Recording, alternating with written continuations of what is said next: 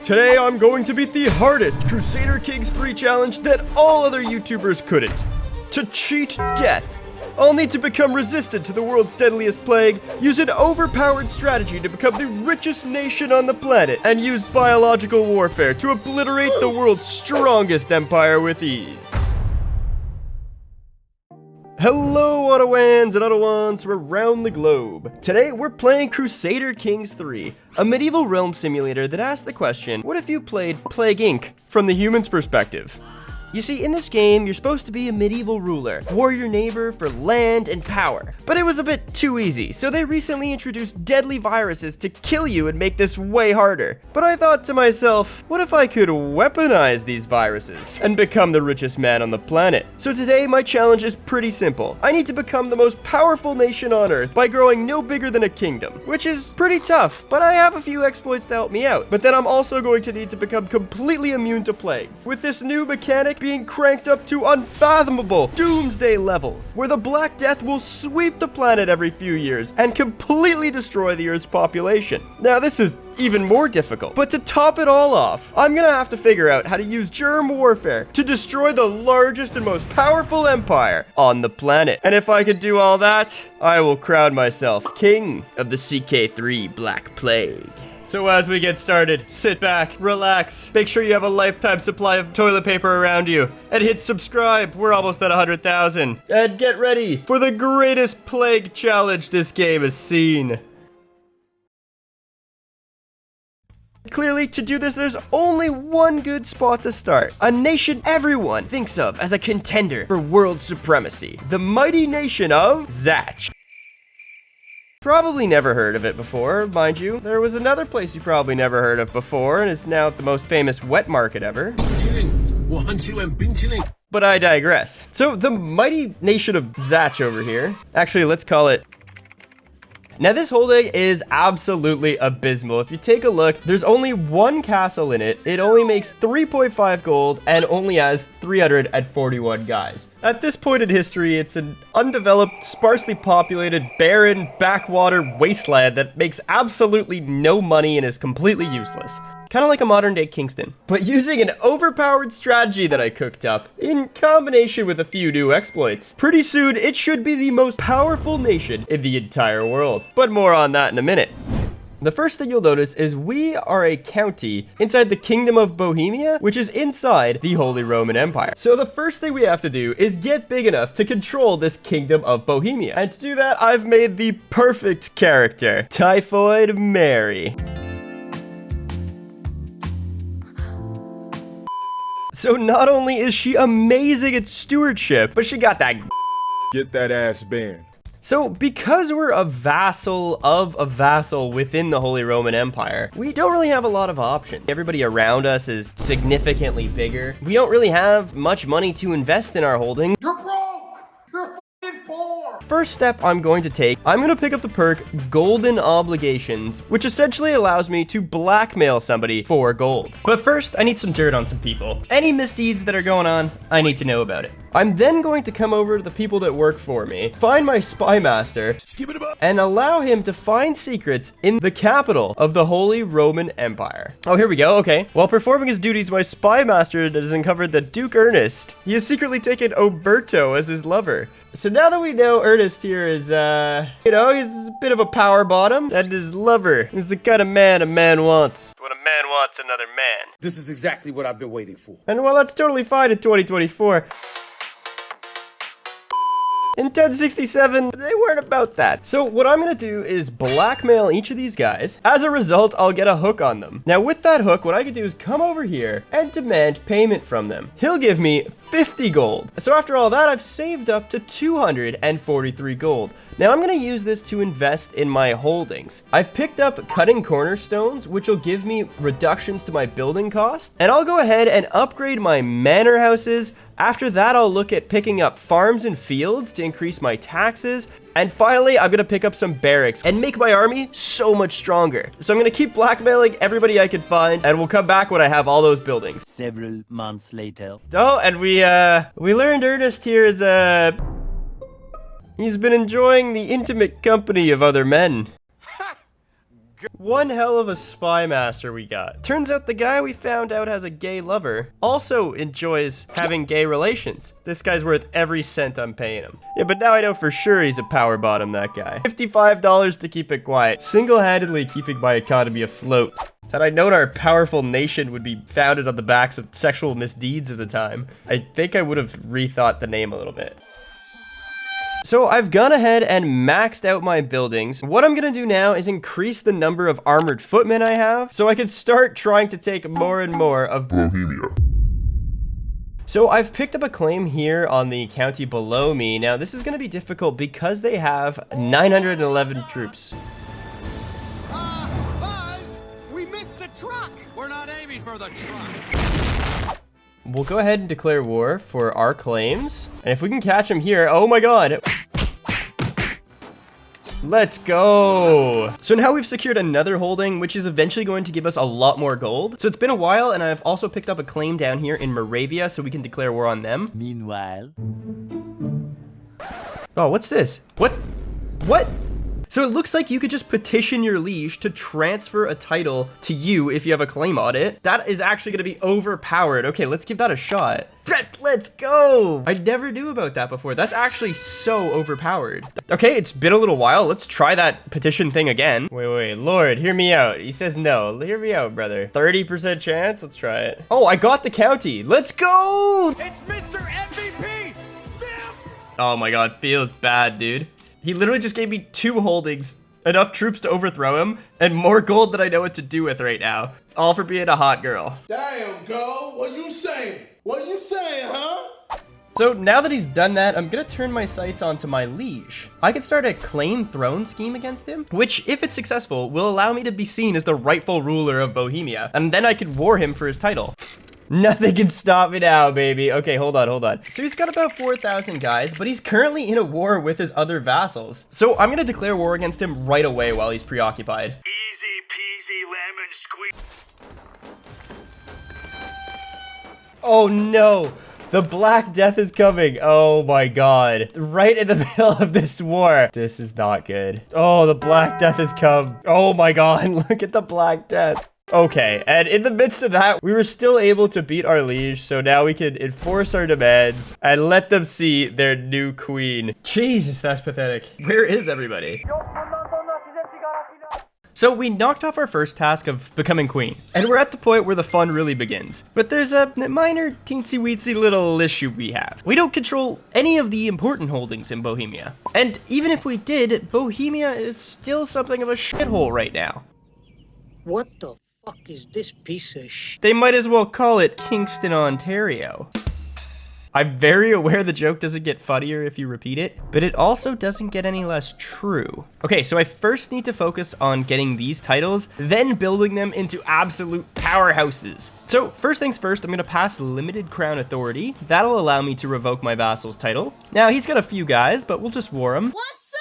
Okay, cool. So we can enforce the demands on him, revoke his title. Perfect. Now we have all of these holdings. And the great thing about this one right here is it's got the gold mine, which means when it's fully taxable, we'll be able to make a ton of gold. But it isn't fully taxable, which brings me to the second issue we have. When the Black Death came and swept through the entire planet, not only did it kill a bunch of people, but it also destroyed all the control and all the development in every single holding. And when a holding has low control, it makes no money. And even now, if you could get the control back to where it was and get your small, meager gold income back online, your development is still terrible, meaning you can't research and unlock better buildings for more gold, you can't get better army tech, you can't become fully resistant to plagues, and you cannot snowball your neighbors. So our next goal is quite simple. We need to find a way to become more developed than everyone around us. And we've got our work cut out for us, because right now we're only making 6 gold per month. You can see the control everywhere is abysmal, and the development is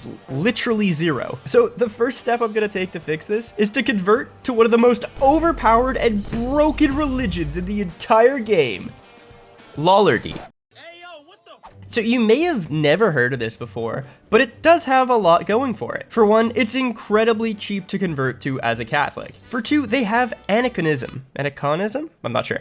Anyways, it drastically reduces the cost of any temple holding you want to build, and the buildings within temples. This is going to be super important. Not only that, but they have lay clergy, which allows me to hold the temples directly, meaning I can make a ton of money from them. So I know you're thinking, all right, so cheap temples, but how does that help you raise development, become plague resistant, and become way richer than all your neighbors? Well, it'll become clear in just a moment. So I'll go ahead and adopt this faith. Oh, beautiful. And you can see now that constructing a new temple only cost me 208 gold. Not only that, but the buildings within it are so much cheaper. The only issue I foresee is that if the Black Plague were to ravish us multiple times in the span of a few years, considering the settings I have it on, and the fact that it's already triggered once in the first 60 years... Anyway, I'm sure nothing bad will happen, right? Okay, so next I'm gonna take my physician and make sure he's working on advanced research. This will give me a slim chance, based on his aptitude, every month, that he produces an artifact that gives me plague resistance. The other thing you'll notice about Bohemia is the terrain. Now, each county has at least one instance of forest. In these holdings, we can build the forestry building, which reduces the building construction time and gives us an increase to our gold. So we could use our aniconism discounts to build a cheap forestry building, so we're stacking massive bonuses now.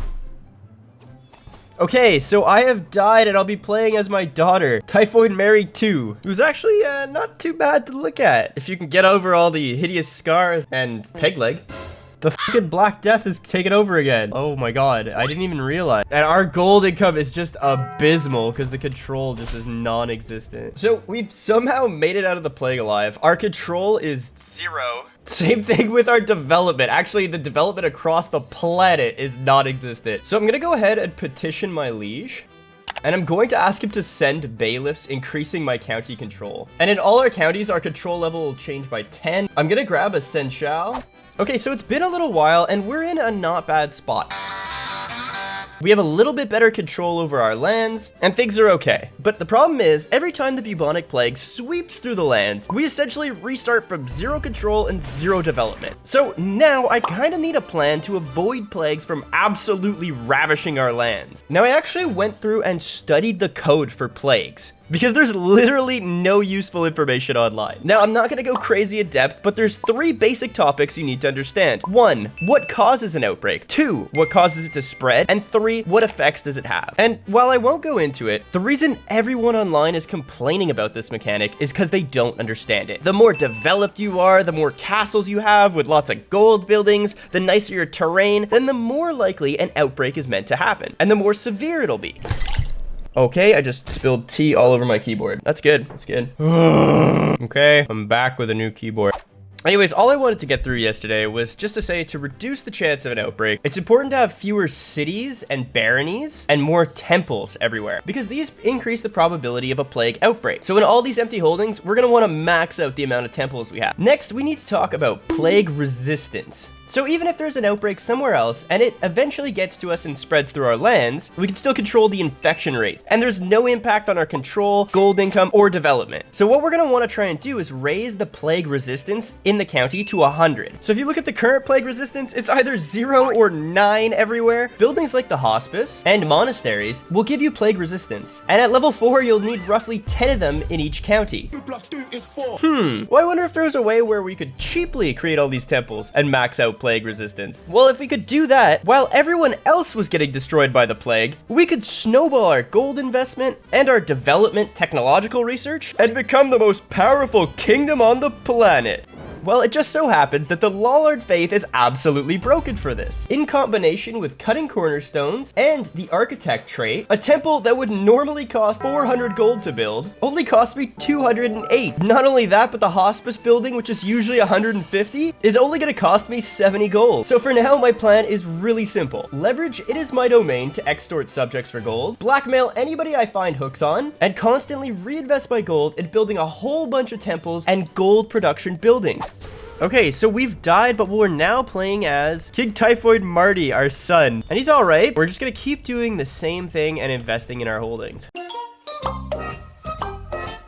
We're making 17 gold per month. Now, in order to make as much gold as possible per month, you need to have as many building slots as possible in each building. Now, how do we go about getting more? Well, there's an exploit currently where if you take your capital and move it within the same county to other holdings that you hold, for example, this temple, if you move your capital there, it just gives you an extra building slot. And then if you move it away later, it'll give you an extra building slot in every one you move it to. And you can do this once per era. So now that I've added all these extra building slots, I can go ahead and just keep building more things in them.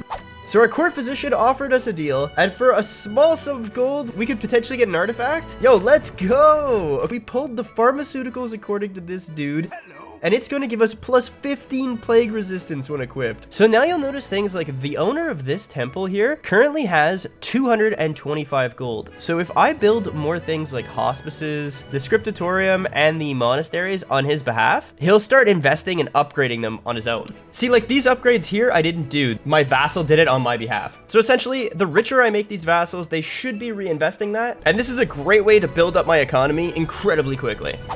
So for my Czech culture here that I am in charge of, I've just finished researching windmills. Now this allows me to have one additional building slot. Now every time you get an additional building slot from a technology, you can execute that exploit again. As soon as I move my capital over here, we'll have another building slot, and I'll just do that for every single holding I have. The next tech I'm going to research here is guilds. And the reason I'm going to do that is because it also gives us one additional building slot. This is going to massively boost my economy. If you take a look, we're making 40 gold per month. You can see that's very similar to the Pope here. He's a good lad. He'd give you the shirt off his back, except he's not wearing one.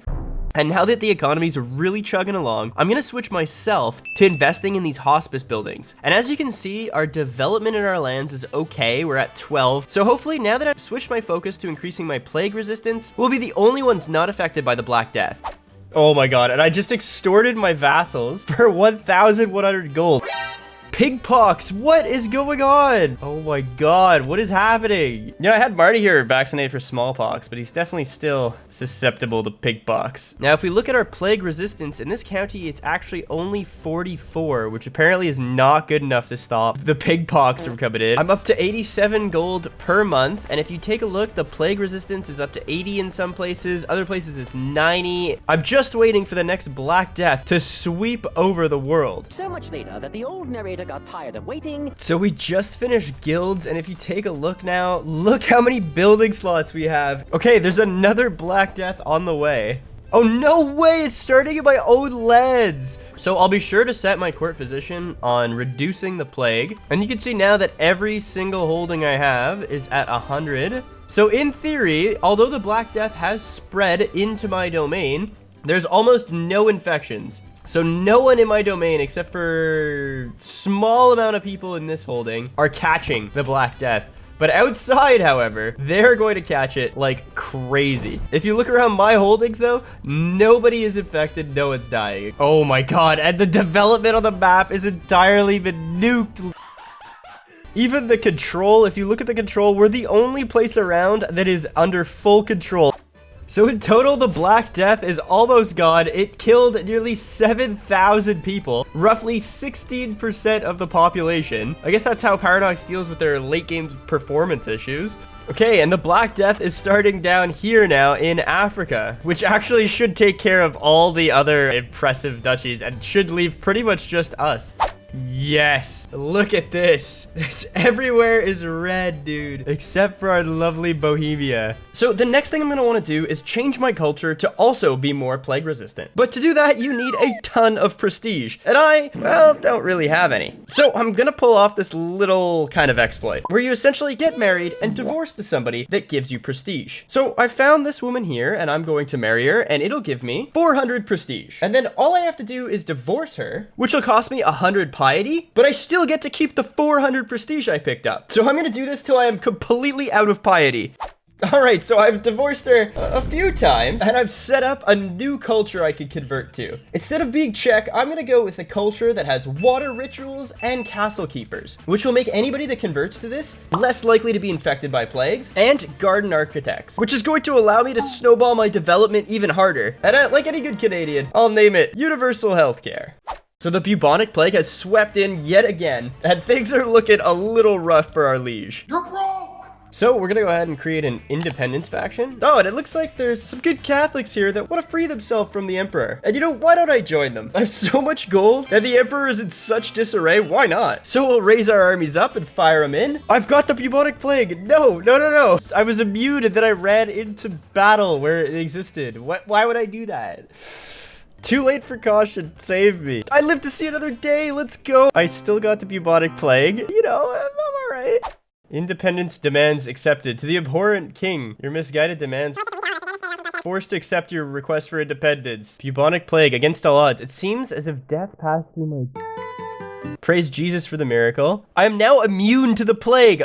Oh, that is just awesome, dude. We are now immune to the bubonic plague. Our holdings are 100% plague resistant. We're making 150 gold per month, and we're independent. There is literally nothing that can stop us now. No way. In the name of God, I shall bring the true faith to them and free them from your blasphemy. So the Catholics have decided to crusade the Lollards? Good call there, Pope. Okay, how many? What the hell? Just 60,000. Okay, so I'm just gonna try and max out my army here and then use all my gold to just hire mercenaries and holy orders, and hopefully, I can fend them off. Typhoid Marty's fever is broken out. What the fuck? But literally, like, no one's infected in my domain except for me, apparently. Help me! Oh my god, they're running away like such cowards. Dude, I am actually clapping these guys up. I actually might win this war against 80,000 dudes. So we've hit 100% war score and absolutely smoked them. I'm just gonna go ahead and enforce my demands now. I don't think I could do any better than that. We have the most productive place in the world, completely immune to plagues, except for Typhoid Marty's fever. Mostly immune to plagues. Absolutely the most developed and well-researched place in the entire planet. Our armies are way stronger than everybody. All that to say, I think we've completed this challenge. And who would have expected the wet market, founded on the backs of blackmail and the sexual misdeeds of those living in the year 1066, has become the most opulent and powerful nation in the world. Thank you so much for watching. Be sure to like and subscribe. We're almost at 100,000. We're so close. Please, do it for Mary. Do it for me. And if I don't see you, good afternoon, good evening, and good night.